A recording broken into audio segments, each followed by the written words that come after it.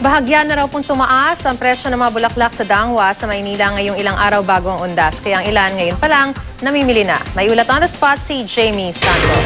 Jamie! Maris, ilang araw bago magundas, may ilan na tayong kababayan ang namimili ng bulaklak dito sa Dangwa. May kaunting paggalaw na rin ang presyo ng bulaklak dito. 4 na araw bago magundas, inabutan naming abalang-abala sa pamimili ng bulaklak dito sa Dangwa ang isang pamilya. Talaga namang binubusisi nila ang mga bulaklak at syempre ang pagtawad sa mga tindera para ibaba sa presyong gusto nila. Inagahan na raw nila ang pamimili para makaiwas sila sa dagsa ng tao rito. Mas cheaper.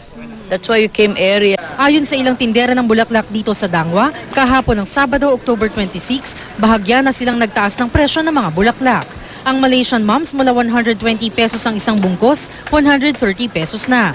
Pero sa araw ng undas, aabot daw ito sa 150 pesos ang isang bungkos. 170 to 180 pesos ngayon ang bentahan ng gerbera. Aabutin daw ng 200 to 220 pesos ang bentahan nito habang papalapit ang undas. Ang roses naman, 120 pesos sa isang dosena, magiging 140 to 150 pesos. Kapag may arrangement naman, pag normal na basket ang gagamitin, aabutin ng 400 to 450 pesos o 500 pesos o mas mahal pa.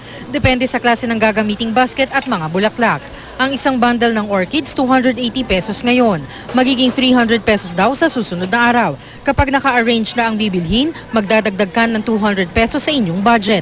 Ayon sa ilang tindera ng ating nakausap, sa araw ng undas mismo, pwedeng bagsak presyo kapag paubos na ang bulaklak. Pag anong mabili, kumbaga matumal pa naman. Kumbaga ang mga nabili lang naman yung mga paisa-isa, ganyan pa.